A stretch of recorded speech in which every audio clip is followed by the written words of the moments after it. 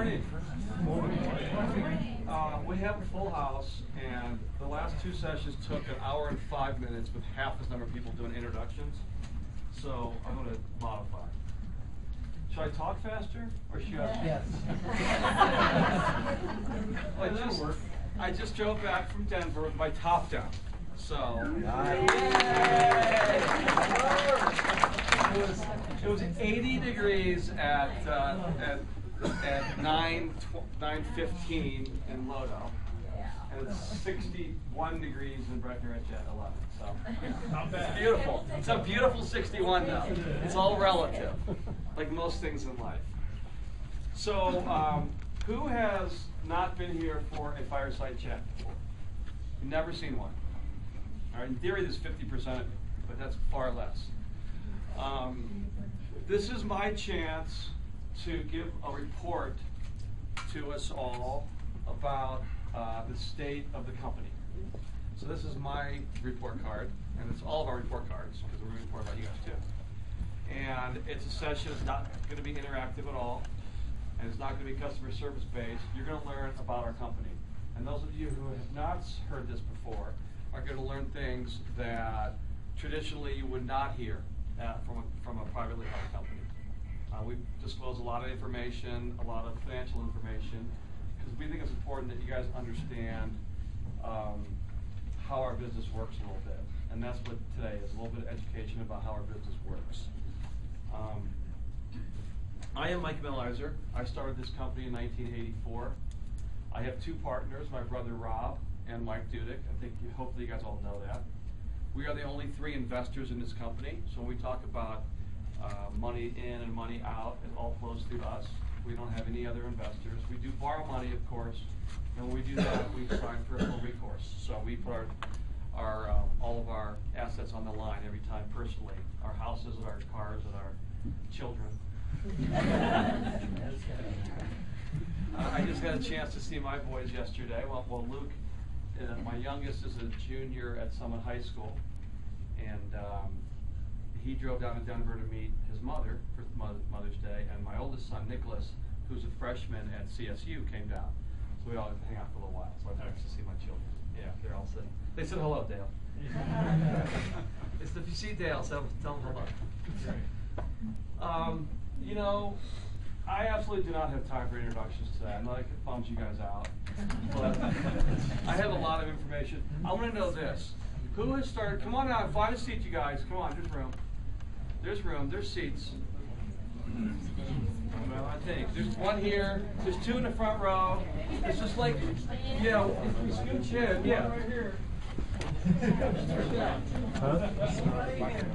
All right. Whatever, I'll be there. Favorite water bottle. This is like, what's that? Water bottle, the little car. Oh, that's yours. You knew that. I told you I'd pass them out. I told you knew that was yours at that point, didn't you? Maybe it was 7-Up. That was a fun dive.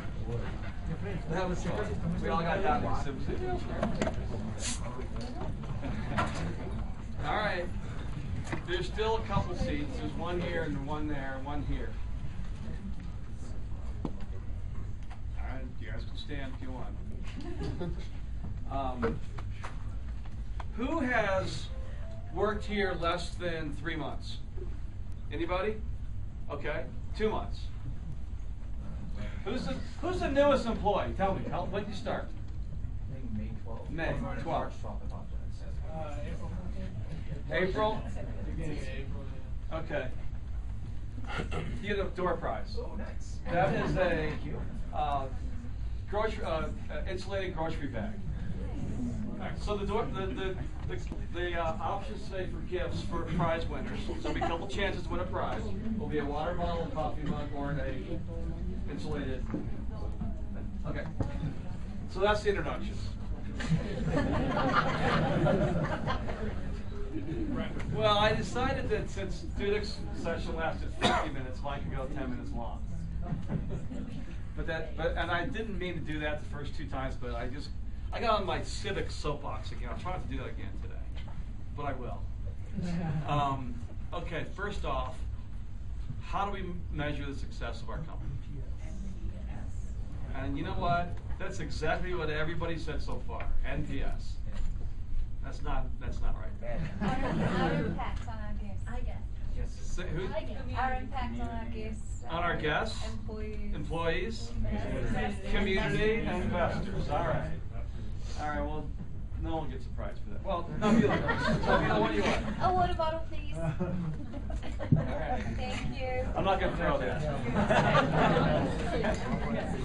Thank Yeah, you. there is a safety session in this too. We don't throw metal water bottles halfway up the aisle.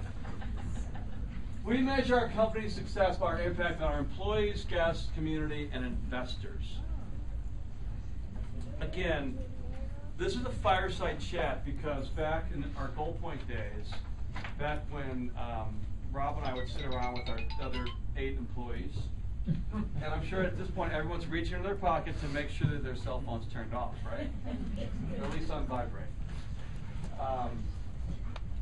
We would sit around up at Goal Point and have meetings. We have these meetings that became shared things, and it became known as a fireside chat. So this is something that's been going on.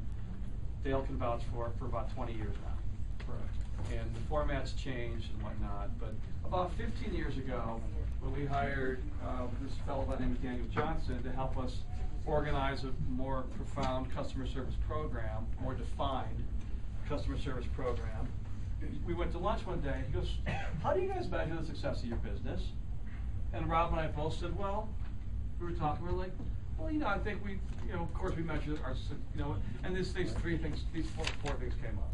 And we already knew we'd been doing this for 10 years, but we hadn't really defined it. So we started systematic measurements some time ago, about 15 years ago. We're going to talk about investment in our employees, the EAF fund, which stands for exactly, and the employee barometer, or NPS, which is a very important figure. And I love the fact that everybody says NPS, by the way, because we've been trying to work and hammer that and hammer NPS, and we've learned that as NPS goes up, so does our profitability. We have learned that there's a direct correlation. So we're not done talking about NPS. Employee turnover, employee recognition, leadership training. Okay. Last year, we invested $15 million on our employees. Our company continues to grow. $15 million. So, and this is not, by the way, this does not include sales commissions. I know there's salespeople that are here, and yeah, I know you guys know that you're not included in these statistics because our salespeople are independent contractors. Independent contractors. We just dictate when they work and how long they work and their hours, what they get paid, and other than that, they're independent. But it's actually a tax. They are allowed to be independent contractors because of the state code, which allows if you have a real estate, if your job requires you to have a real estate license, you can be an independent contractor. So all our agents prefer to be independent contractors. That's the way we've always done it. We've talked about doing it different. They don't like it. I think their deductions are high. I think Bob's deductions are higher now than they would be if you had to file for a W-2. I don't know if that's accurate or not, Bob, but I'm pretty confident it is. Okay. In benefits. So if you are a full-time employee, there was I think end of the year, there was 282 of us. That's roughly the same now. It might be a little higher now. Of course, I'm looking at Hillary when I say this. So that's another almost $5,000 per, $4,900 per employee. So when you got your W-2 at the end of the year, whatever you got paid, we pitched in another $4,900. And remember, $3,500 for people that are on the health plan. This is so cool. There's 253, so there's only a very few people that are qualified to be on the health plan, full-time employees, which means you work 30 hours or more a week. That's full-time in our company. Then you have the right to be on our self-funded plan. And we talk about our self-funded plan every year as well. We are a group together who pool, the money that you guys pay into the plan is pooled with the money that we pay into the plan, and we share the risks together, so that as we are healthier, then our premiums are less. And we know that we haven't really been raising our premiums the last several years because we haven't had to, because we have a pretty healthy group. So we all share that cost, and then there's for claims more than $50,000, we have insurance that kicks in. That's how it works. So we are self-funded, but we do, like, you know, someone gets really bad, and then it gets up there occasionally. You could guess it doesn't take much to get a $50,000 hospital bill. We know that. Our wellness fair was a great success. 218 participated in the health screenings. I assume some of you guys did that. The health screening, wasn't that an awesome report that came? It was really cool. Really cool. Now you have a baseline. And we had one for the company that came, a whole baseline, and we've not, you know, it's confidential, but just across the board. So now we have a baseline based on that, and I thought it was awesome. I thought it was really cool. And this year is October 29th, we'll do that again. And I know for a fact, I know for a fact of several people who never, this whole idea of having blood drawn is something that was foreign to them. When you're 52 like me, you get used to that. We do all the time. But I know a lot of people that was an awakening, and I know that there were some people that had no idea their blood pressure was high or that they had high cholesterol and things that came about. And I know that there was been some people in this company that changed their lifestyles because of that health fair, and that's awesome. And that was the point of it. This doesn't save the company money. This is an added benefit that we decided to start a wellness program, just as a benefit to have healthier, happier people, right? If we're healthier, we're happier, I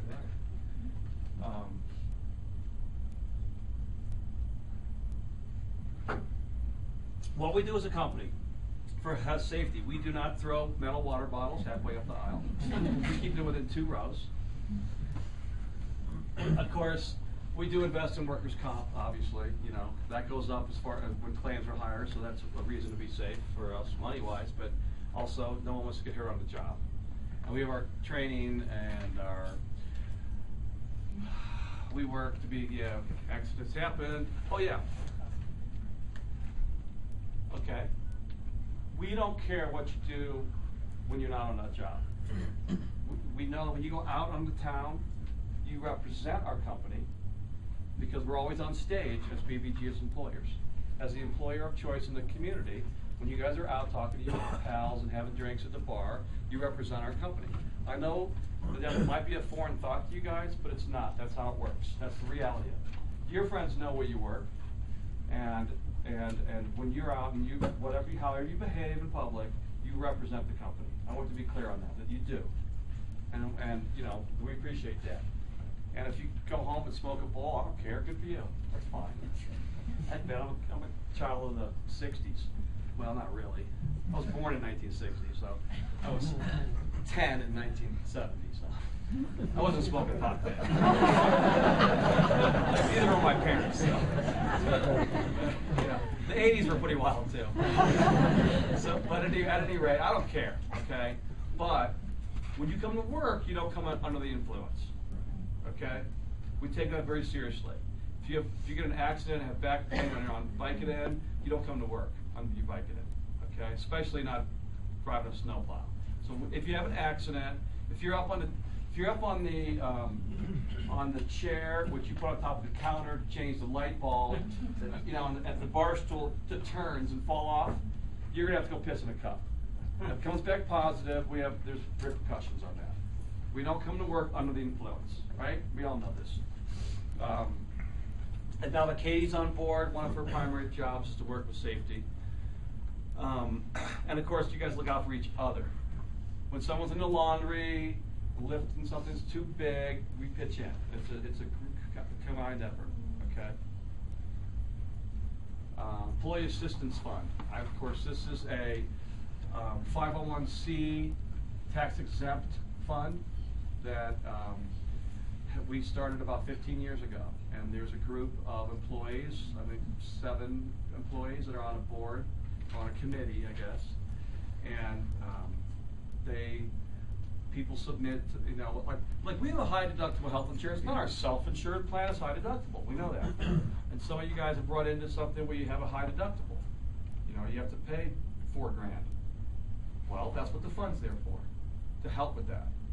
If it's something that's beyond your means, that's why we have it. We are a family.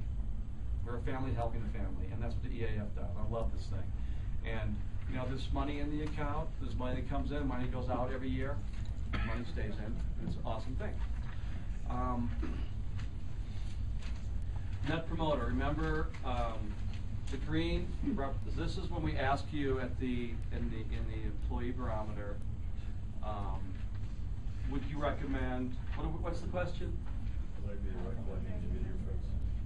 Yeah, would you recommend my friend to come to work here? Okay, at our company. You know, whatever you do. And 81% answered that last year with a 9 or a 10 on a scale of 0 through 10.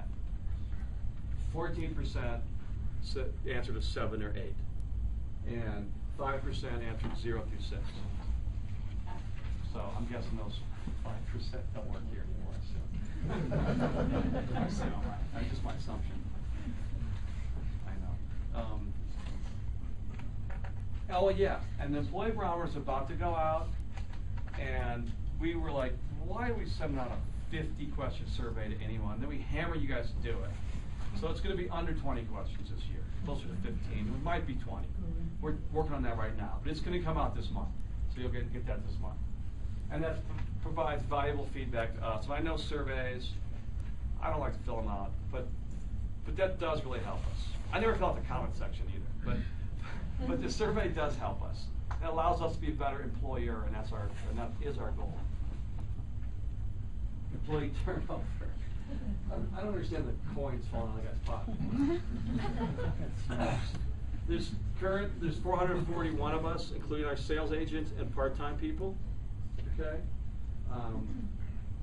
New employees in 2012, 199 new and 27 rehire. Wow. So the grass wasn't greener. So this is a measurement too. You can see when we started measuring this, how the turnover was. Obviously 2009, people are like, thank God I have a job. Amen. I'm not going anywhere. I love my job. And you know what, there's some natural turnover. And you know what, we get that. Some of the training that we've been trying to do is about hiring the right people that belong on the BGV bus, okay? And that's important as managers that we continue to strive for this. And that's why we do things like our psychological testing for a lot of the departments, and so that you can, other people belong here. I also understand that even though it's 62 degrees today, last Thursday when I did this, it was snowing, okay? So I get the fact that people are here, and they're like, you know what, I didn't sign up for 3 feet of snow in May. I understand that, okay? I also understand that there's people that are in a transitional phase in their life. Maybe you're young, maybe you're a student, maybe you're out of college, maybe you took a year off. That's what I did. I took a year after college to go be a ski bum in 1984, and I moved up to Breckenridge, and I in Now, Colorado. You guys know where Now, Colorado is? Oh, yeah. What? Don't. No, I wouldn't. Oh my God. And I skied 120 days. You know, I was a bellman at Beaver Run. That's how I started. I was 23 years old, you know, 22. So, had it not worked out for me, I'm sure I would have moved on, okay? And so, if you're here for a short term with our company, you know what? Make the most of it. Give something, learn something. You'll take away a good experience in life. I promise you that. You will.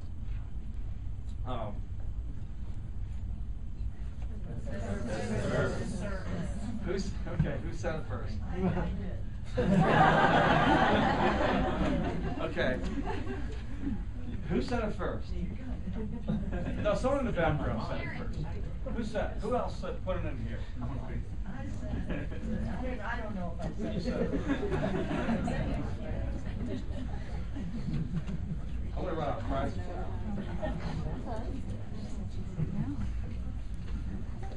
because we're the best in service. And I'm going to read off the name of all 308 winners, okay? This will take a little while.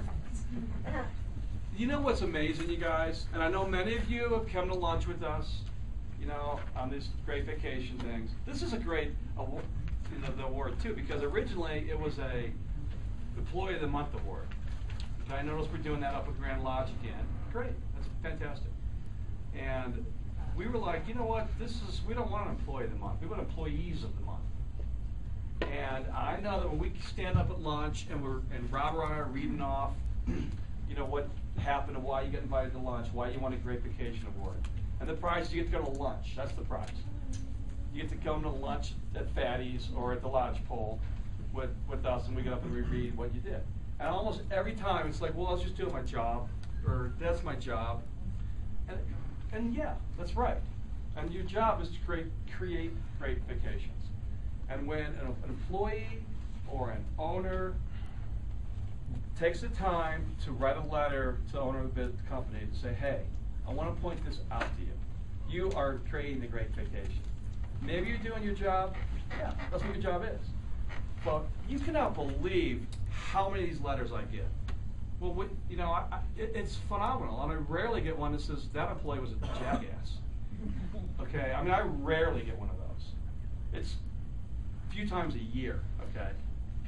And almost always that employee's gone already anyway. Or the owner was the real jackass. But it doesn't make a difference, because even if they are, you got to know how to handle them. Because you've learned how to handle them.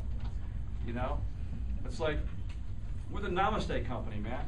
Like when we're driving to Frisco and someone has to cut in front of you because they're driving fast, we don't flip them off. We like give them peace signs. Why are we getting upset? Why is somebody else who's all mad about driving fast to Frisco and cutting us off, why are we letting their energy go to us? We learn better.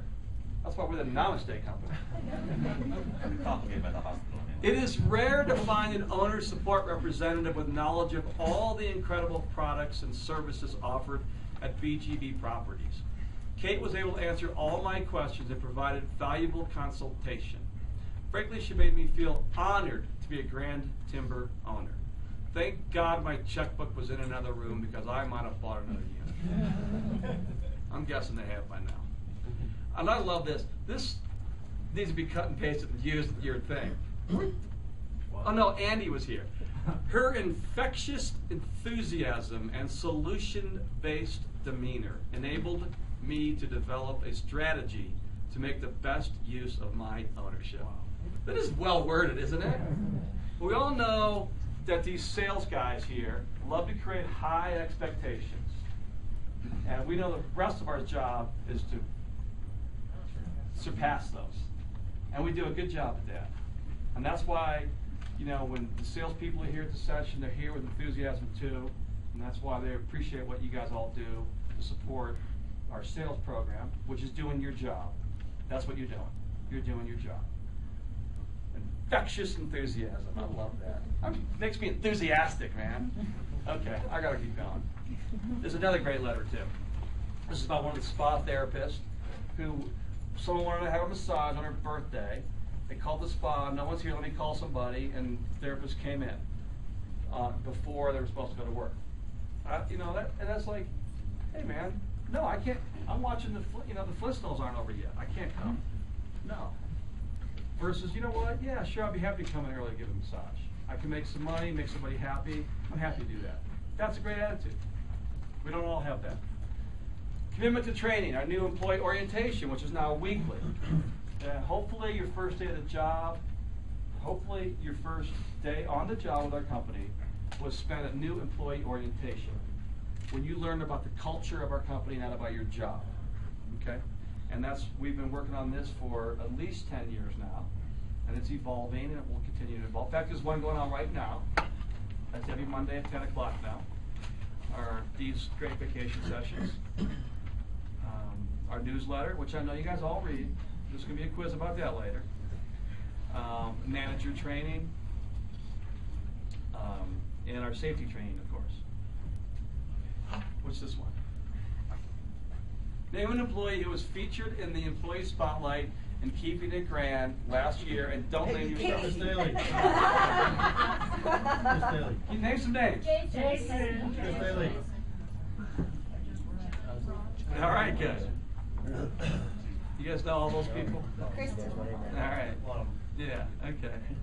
Yeah, cool. Yeah, good. So I know you're all reading that. That's the point. And I remember that one of my articles I put in. Do you guys read my Winnie the Pooh article? Yes. Anybody like that one? Love.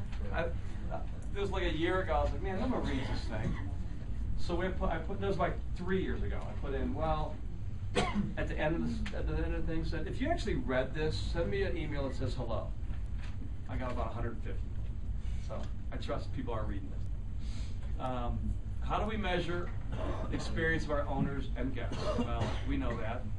The CSI, the post-tour evaluations, mystery shopping, owner barometer, and of course, NPS.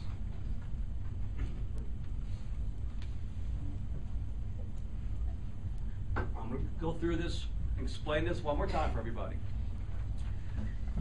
Roughly 1/2 of generally people buy a week that they can use every year or every other year. Okay, 1/2 of so every year there's we're pretty much sold out as we build, and every unit is owned by somebody for the most part. Half the people staying in our resort any given time are not owners. Okay, and they're renters or exchange guests, and about 40% of them are exchange guests or more, which means they own timeshare someone else in the country, and they're coming here. So this survey is simply from the exchange guests who stayed at our properties, Gold Point, Grand Timber, and Grand Lodge at Peak 7. This is their survey. It's not our survey. It's not an NPS-based survey. And they asked like 5 or 6 questions, and they average the questions. How was housekeeping? How was check-in? How do you like the resort? How was maintenance or engineering? They use the word maintenance, not like us. We use engineering. That's why they all have pocket pals. That was pretty good. Okay. So look at this. Gold Point, which we originally opened in 1985. Okay. Okay. It's 28 years old, and 91% of the exchange, people, all 91%. You have to maintain 90% rating to maintain your 5-star status, and all these resorts do. This is very high scores for the interval system. Very high scores, especially considering people exchanging our resorts have really nice resorts. That's how they got here. Okay, so the bar is pretty high. Owner barometer. Okay, we're doing these in-house now. Once a year, we send a survey to all of our owners, Grand Timber and Grand Lodge. It's done twice a year in halves, and the owners' responses are sent to the department managers, and you guys know, a bunch of you respond to them, and it's a way for us to communicate with our owners. So the owner barometer is the survey of our owners, remember, who half of them don't come here every year. Right. So we've surveyed them, and half of them have not been to the property. Maybe less than half, but maybe some use bonus time or day use, whatever. But many of them have not been here for a year, but they're still owners, and they still have an owner's experience. They still get billed by us. They still pay their mortgage. They still pay their HOA dues. What are they getting for that? Are they getting their exchange? Are they getting their unit rented? Are they happy? Okay, and that's this survey, so it's different. Mystery shopper, and we're gonna go over some of those NPS results later. Mystery shopper,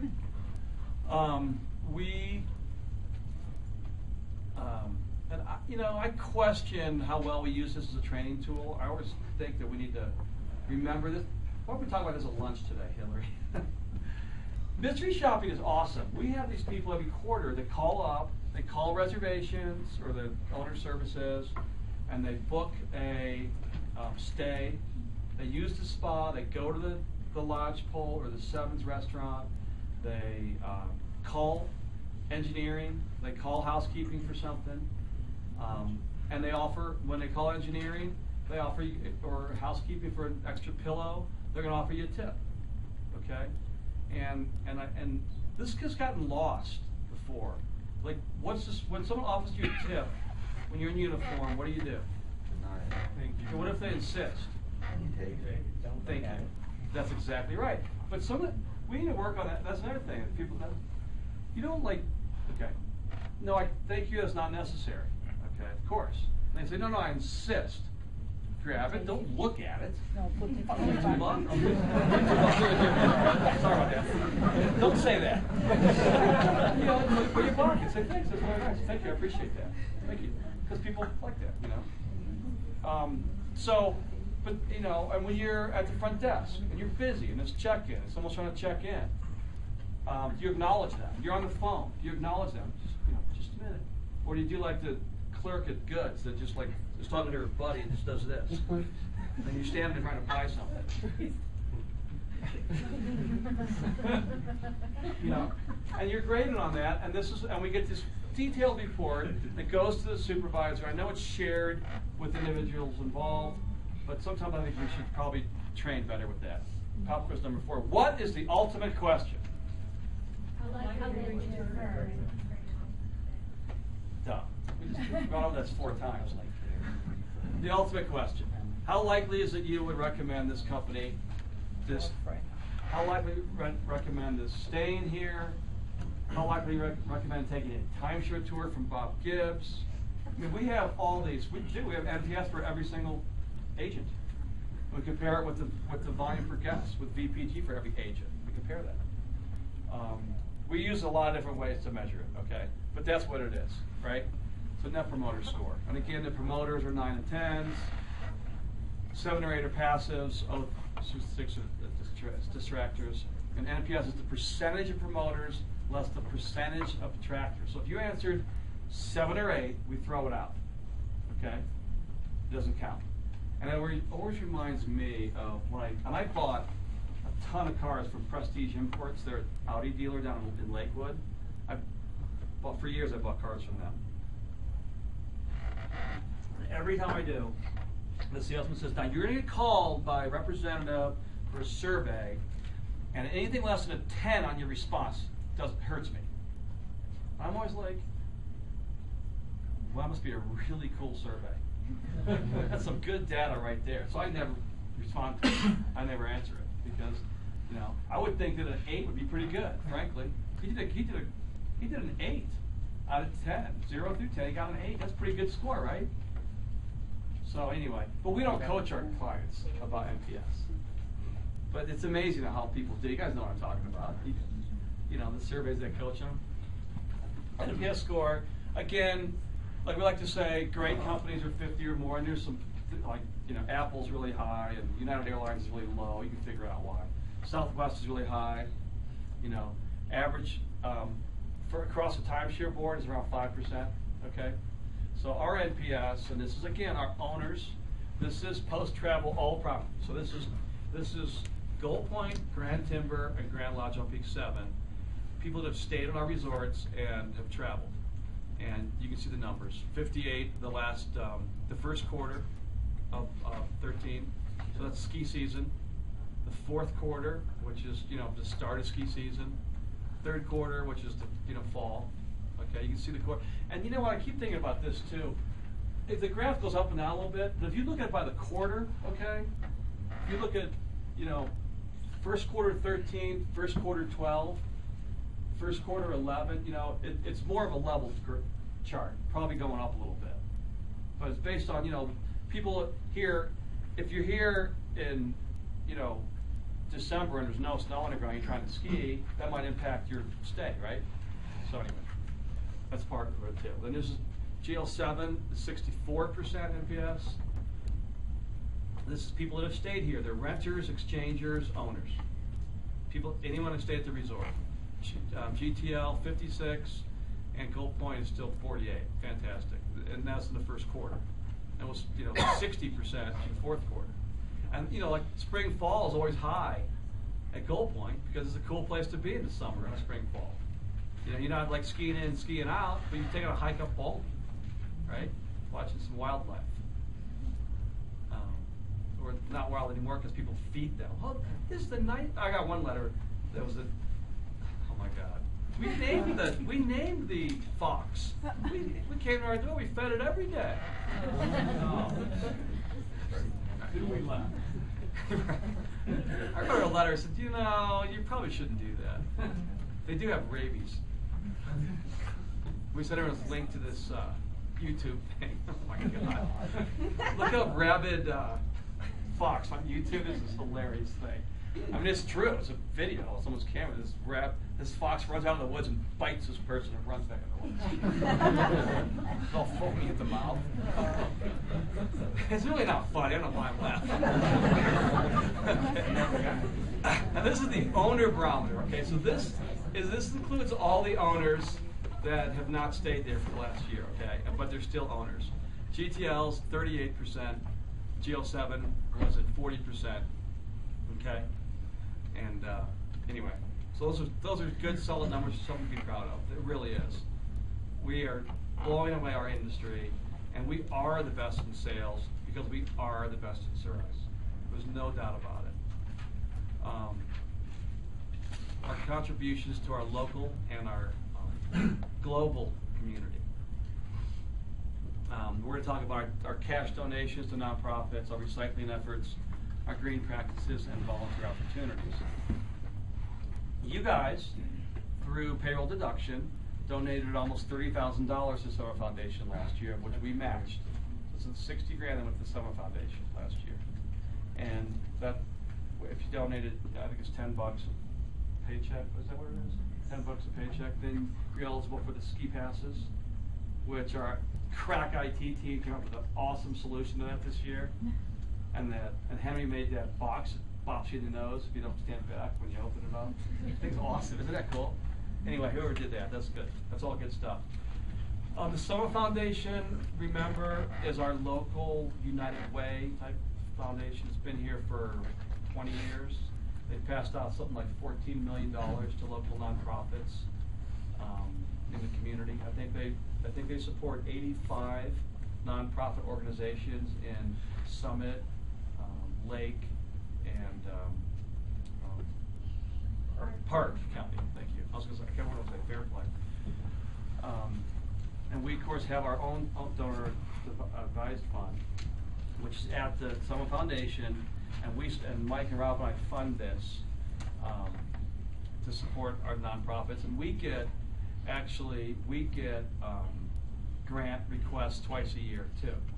So we get these grant applications, and then we sit around our conference room and talk about them. And we support, we have this, of course, our company policy is we never say no to a Summit County nonprofit, and we don't.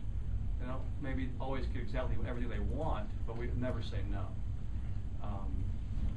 And like, for example, we support, these last few years, this is the cash contributions that we've given, and to support local nonprofits. And we don't support we support the nonprofits that support the people who live and work in our community. That's the position that we've taken, that we want to do.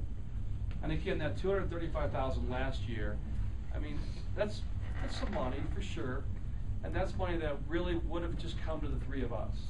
That it's our bottom line profit from the company that we don't want to take as profit. We want to give it back to the community because that's our responsibility, and we're in a position to do it. Not everybody is, so that's great.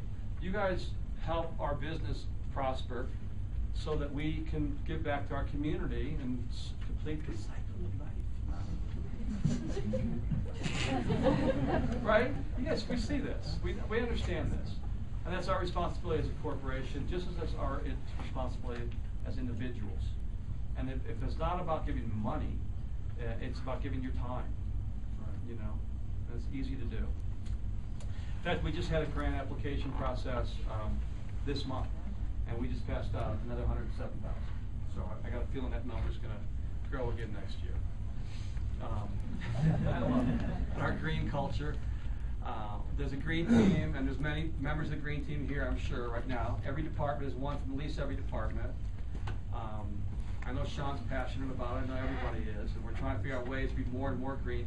And to be honest with you, the smart car is awesome advertisement, but it's not overly. The thing gets like 30 miles per gallon. It's not. Your Subaru gets better than that. It's not all that great, but it's cool, and it's got our advertisement, and everybody looks at it and says, "Oh man, you guys are great."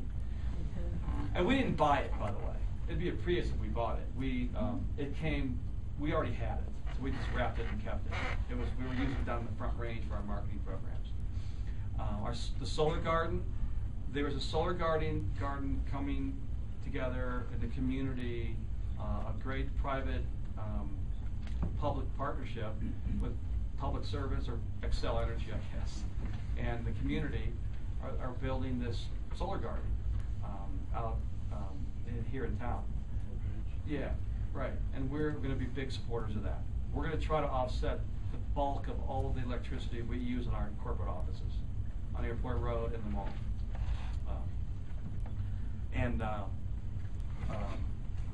Their energy audit. We just did this awesome energy audit, which is this big at Grand Timber Lodge. Gave a lot of suggestions. I don't know if you've probably been through it. I don't know who else has been through that. Jill said it last week too. Yeah, and we just got that. Okay, and so we're creating some ideas on how to be more green, use less of a carbon footprint.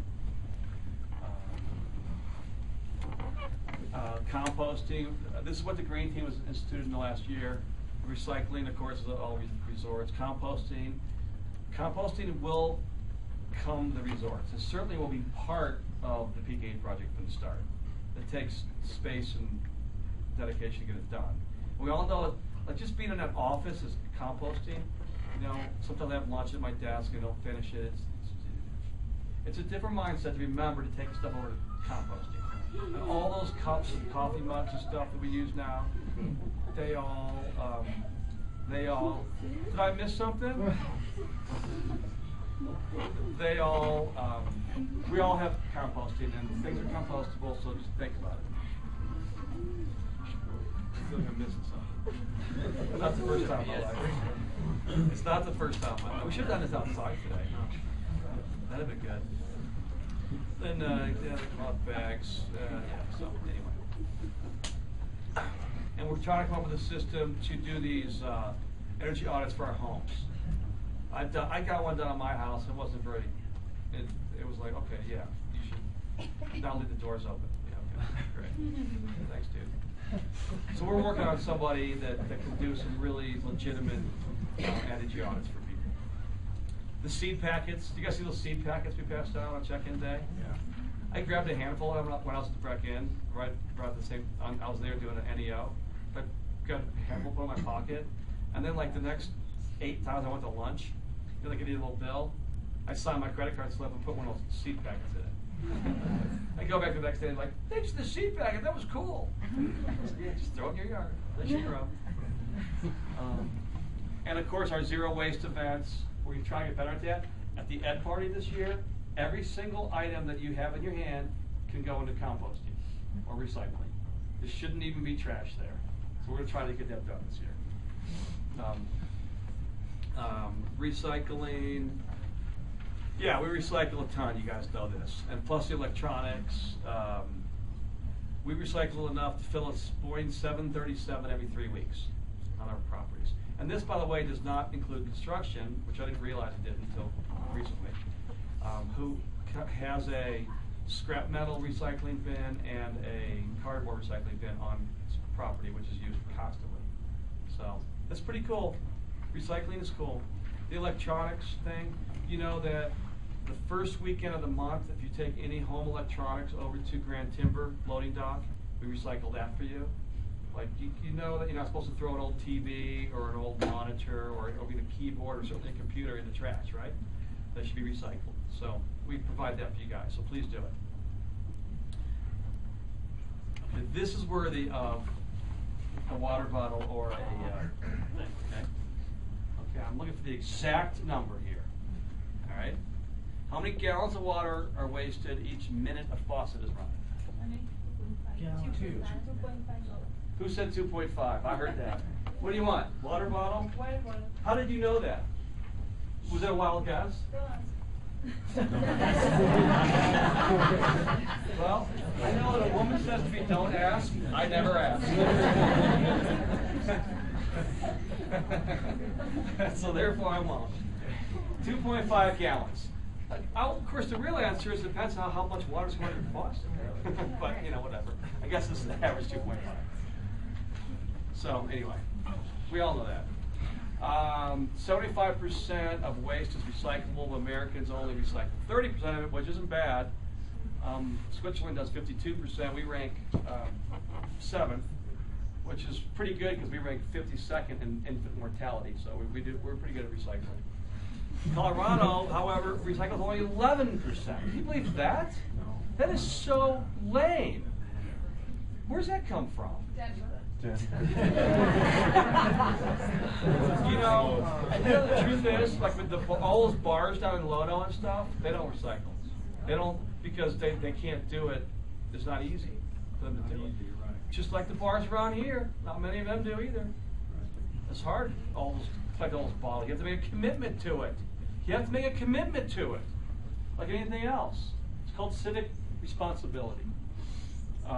And needless to say, America, we use a lot of emissions, so we know that. First year we did composting, we filled up that thing, I guess. Which is pretty big if you look at that truck behind it. You can see that truck behind it? That's a big vat. So we can do better than that. We know that. This is freaking awesome, you guys. You might not know about this. There's this group that when you guys are cleaning a unit and you find that little bar of soap, and the shampoo thing with a little bit in it, we ask that you put that in a bucket and recycle it. And that goes down and gets melded into big soap bars and gets melded into big shampoo bottles. And it goes to third world countries and is given to kids at school, here, take this shampoo and soap home. Yeah. It goes throughout the world, to Africa and South America and stuff. And plus, the little bottles get recycled at that point, rather than thrown in the trash from our system. We don't have to recycle. So that is awesome, and I still can't figure out, I haven't learned exactly, I still can't figure out who started doing this, who's taking the credit for this, because no one did take the credit for it. It just started happening in our company. I actually know that. Okay, well, I know. I'd like to hear that. Would you like to share it now? I can. Okay, sure.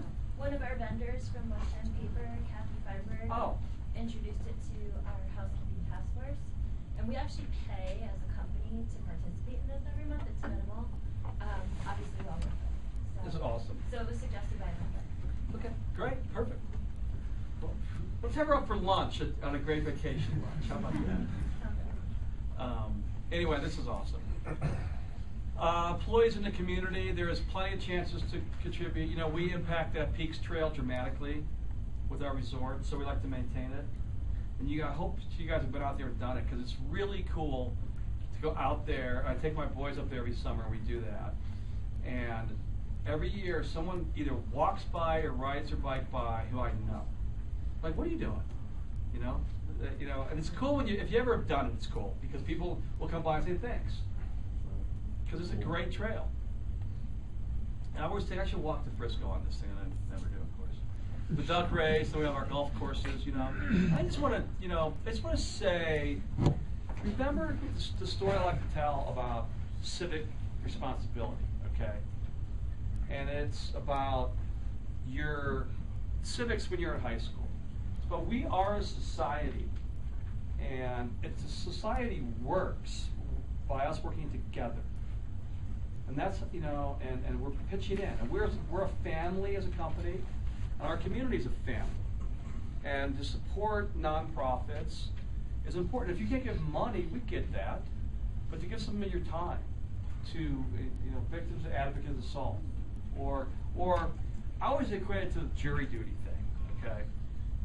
Like, if I were, God forbid, ever to be falsely accused of a felon,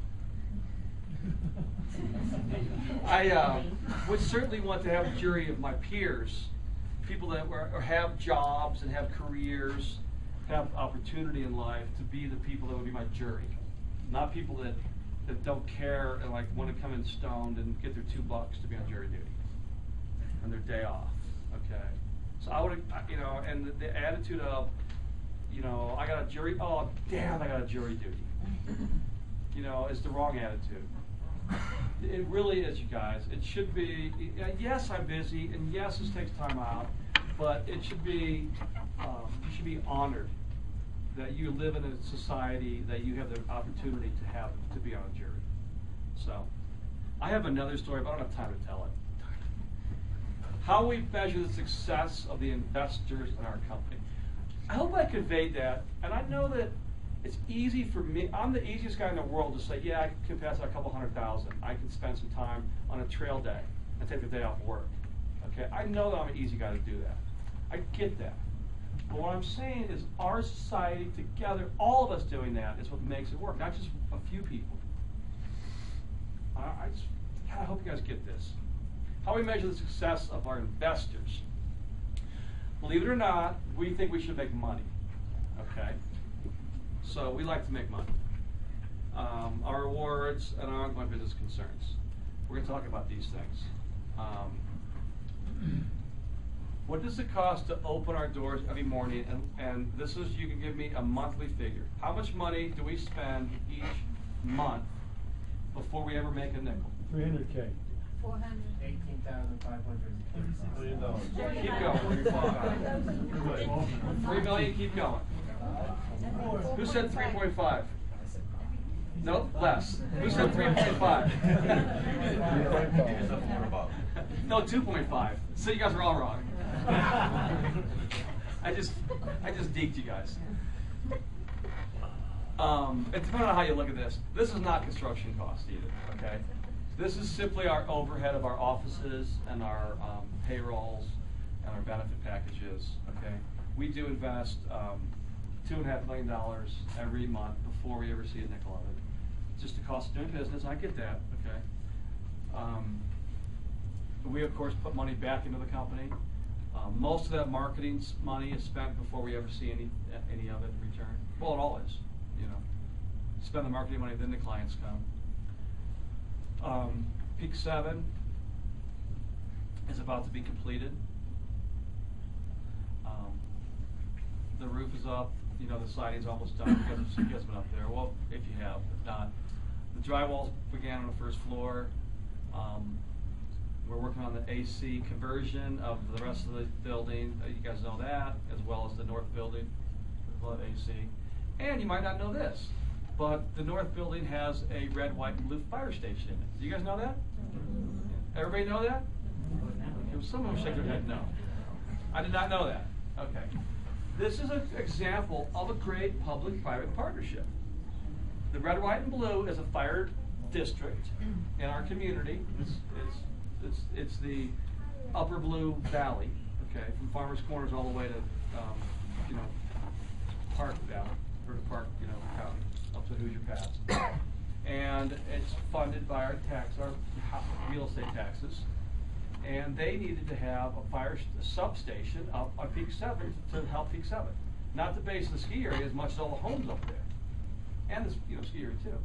And we were building this, the idea came about, why don't we put this on our building? The town of Breckenridge allowed us to have extra free density space to build this, which they didn't charge us on our density, and donated the tap fees. And the red, white, and blue is paying, and we're building it now, and red, white, and blue is paying us back our actual costs. We didn't mark it up. And there's going to be a fire truck there, and a ambulance or EMT there living there. Wow. So if you get a gripper up on Peak 7, there's going to be someone quickly to respond to you. Anyway, a gripper, gripper.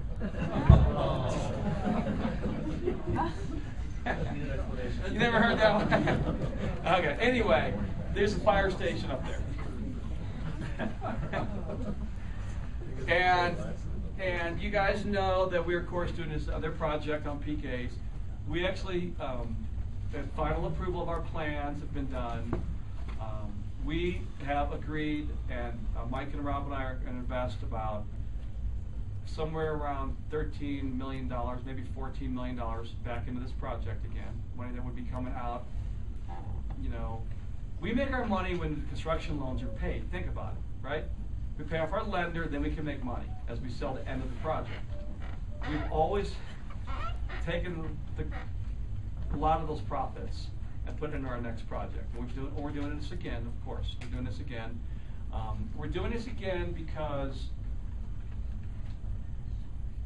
we do feel a and this is the conversation the three of us had.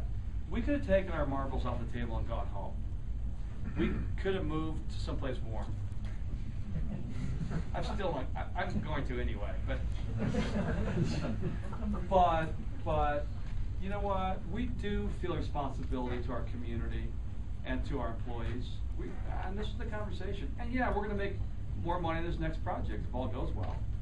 And we're going to risk everything that we have, again, through our own personal recourse and through our equity we're going to put into this project. And you know, I don't want you to shake my hand. I just want you to understand that's the position that we're doing. Because it's a machine, why stop it? And there's a lot of people that depend on us.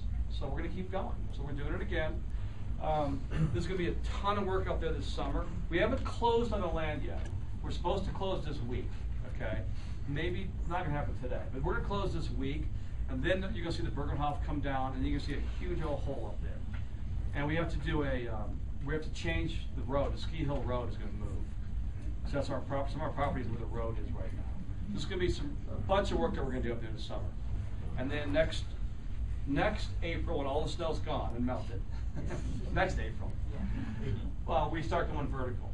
And we're going to deliver this product so that sometime toward probably the spring of 2015-ish, we're going to run out of inventory at Grand Lodge and Grand Timber, or run out enough of it that we're going to switch our sales over to the new project.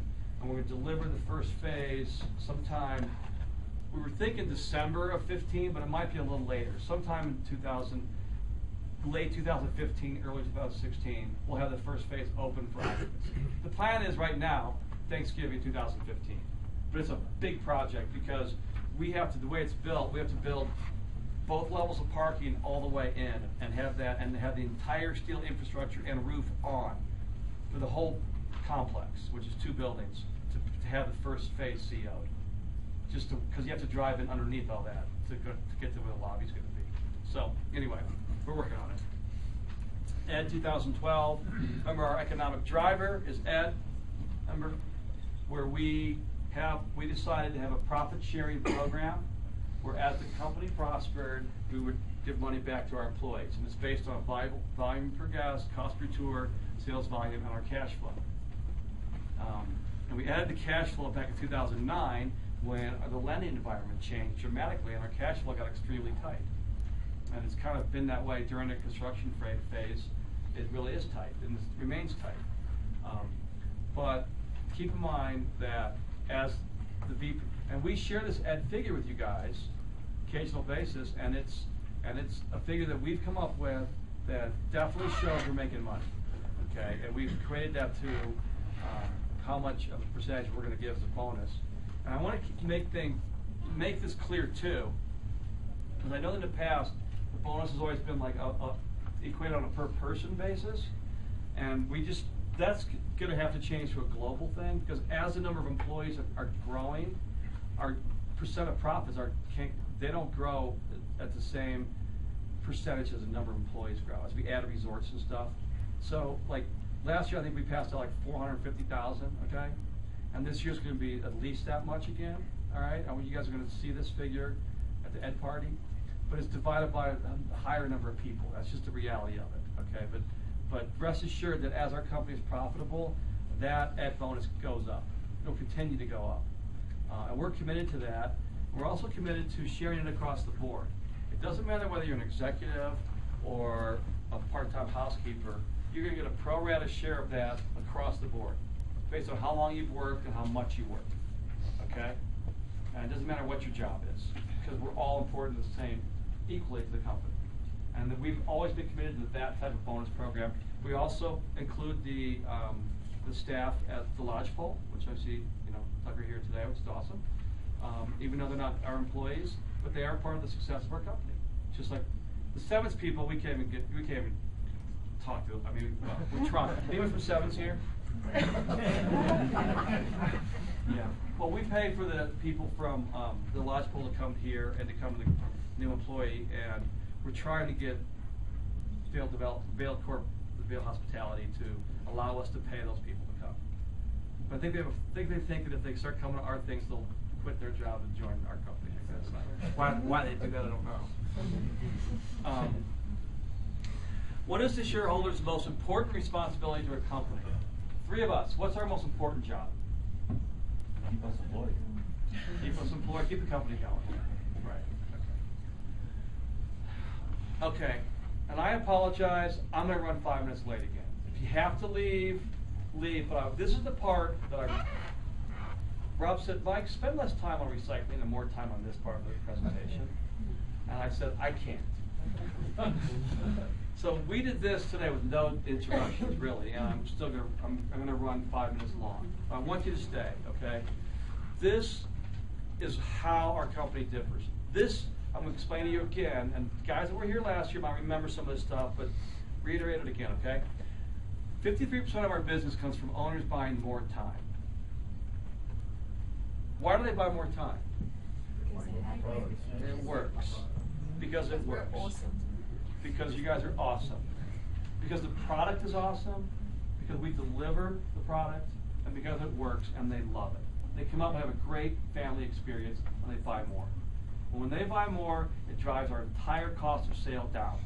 And allows us to sell at a lower cost, which allows us to create higher margins and a higher, well, I'm going to show you the not necessarily the margin, but it allows us to spend more money on the product, okay, which creates a better product. I'm going to show you guys. This is our sales volume for the since 1992. Okay, in 1992 we sold 1.3 million. Last year we sold 58.2 million. We're budgeting 62 million this year. Okay, our volume keeps going up. We are a marketing machine. We talked to 15,000 clients last year. Wow. We're going to talk to over 16,000 this year. And we hit these budgets amazingly close. You walk in to buy a timeshare. You walk in for a timeshare. No one walks in to buy a timeshare. You come up to the Breck Inn because you got a $49 weekend and you brought your wife up for your anniversary. I'm not kidding you. This is our client. You guys know this. Okay? Gee, honey, thanks. Oh, yeah. Plus, we got to talk to the salesman for 90 minutes. But don't worry, we're not going to buy anything. Okay? Well, you can buy, and this is a year-old slog. I think the prices might still be right. You can buy 1 week of a spring fall every other year for $11,900 in a suite, a studio. Okay? Or you can buy 1 week in a 4-bedroom New Year's week for $289,000 now. Okay, and people buy it. I've long since said I'm not my client. Okay, but people buy it and they love it because you guys know they love it. Because 53% of them buy it more. Okay, so anyway, we have 6 different unit configurations, 4 seasons, every other year plan, and when we sell 52 weeks out of a condo to sell 1 unit, we make 82 sales. And we generate 3,600 contracts a year. Okay. Our volume per guest, our VPG, is unheard of numbers in our industry. Okay. Our closing percent, again, closing percent, I mean, the number of people that walk in and sit down actually walk out buying. So 1 out of 4 of those guys that come up for their anniversary or their wife's birthday or something, buy. 1 out of 4. Okay, this is what makes us different. We go to these ARDA meetings and win these awards, and people shake their heads at us, how do you guys do this? We show them this, and then I show a guy from Marriott this, or a guy from Hyatt this, and they're like, well, that doesn't work. Okay, fine, stay out of our town. Our VPG is higher, our close percentage is higher, our marketing costs are lower, because our sales price is higher. Our product costs as a percentage of the sale price, okay? 35% of that is the hard cost of our product, plus another 3% the interest carry, okay, of our product, of our loan. Industry standard is about 26. So we provide a better product, okay? Our sales and marketing costs are lower because of these factors. Owners are buying more time, and because our sales price is so high. Okay. And our combined margins are they're a little bit better than industry, but not a whole lot better. Okay. And that's not our margin, by the way. That doesn't include all of our costs. It doesn't include construction, okay? I mean, it doesn't include all our overhead, any of our G&A. That's just marketing. Our average sales price, now, our average week is almost $60,000. If you take the 52 weeks in one unit and divide it by our sales price, it's close to $60,000. But our average sale, because of the every other year thing we sell, and upgrades, and or we add on to people's time, is $18,700, which is about the same as the industry. Our VPG is off the socks, okay? So is our closing rate. Rescission rate, when you buy a timeshare, you get 5 days to cancel, all your money back. Ours is pretty low. And again, we keep talking about VPG. What is it again? Volume per guest. Okay. All right, good. Volume per guest. The total number of sales that day divided by the number of clients that came through is a volume per guest. And these numbers, right now we're at 4,800 because we just came off the winter season. Okay, but at the end of the year we'll be closer to 39, which people still don't believe. They're like, what? Cash flow, typical sale. Typical sale, a $20,000 sale, we get 50% down payment, we finance 17%. We have a note. We own that note, okay? It goes into a pool of notes.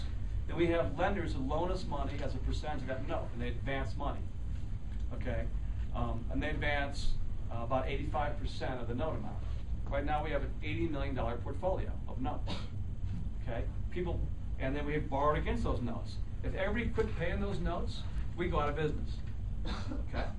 They pay those notes because they like it, because the product works, okay? Because the product works.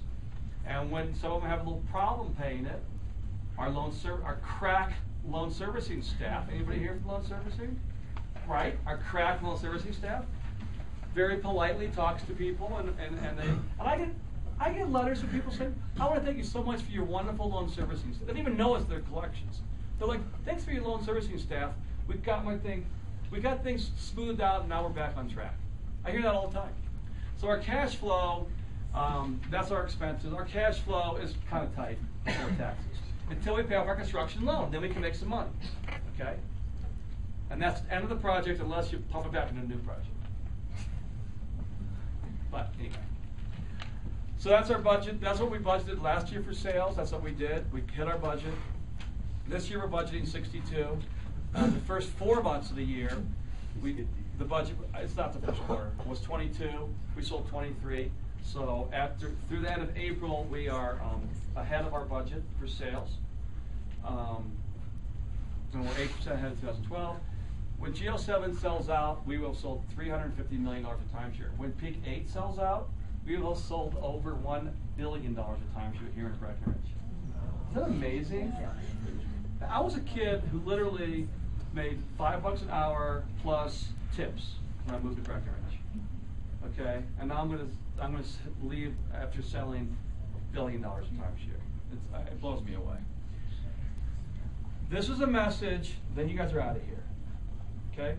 We not only empower you to take whatever action is necessary to create a great vacation for our guests, we expect you to. And your job depends on that. And you will not get yelled at by making a decision to make an experience for an owner or guest better. Okay? And I want to tell this one story once again. When we had an owner did an exchange through Interval International, handicapped, in a wheelchair. And he got down to Cabo, San Lucas. It was a Friday afternoon or Saturday afternoon, and the resort was not accessible. The guy could not stay there. And they called up in a panic. We can't help you. And they called our owner department, owner services department, an exchange department over on Airport Road. And they all got together, and they couldn't get a hold of anybody, and they started making phone calls. And they found a resort down in Cabo that could handle this guy. It cost $8,000 for the week. Okay, $8,000. And they made the decision to use my credit card to pay for it because they knew they needed the help. It was our owner that was down there. Okay, and they made that decision. And you know what? I was like, I honor that they knew that they had to do something, and it cost money, but that wasn't the point. That we would sort that out later. And I didn't pay our money back. Didn't cost me $8,000, okay. But if it would have, then the $8,000 that guy probably would have been owner. I mean, can you imagine the referrals he would have sent us? Probably still does, okay? Because that's what we expect you to do. You might get coached on how to do it differently next time, but when you know that you have to give something to an owner or a guest, and you just have to sometimes. Even if you don't want to, even if you know you're right and they're wrong, sometimes you have to. Remember, we're namaste, we don't get upset by that. The only person that's allowed to get upset with an owner here, you know there's one person in this company, and you're looking at them, and I will, and you guys, everyone, some of you can vouch for this. Sometimes you do deserve to be defended, and I'm the guy that will defend you, occasionally, when I have to. I'll do it in a very namaste way, though. And the end, the people will be apologetic. They always are, okay? So your job does depend on it. Horse and buggies do not work this way. Do they? So we have a job to do. Let's keep doing what we're doing. Thank you for your time, you guys. Thank you.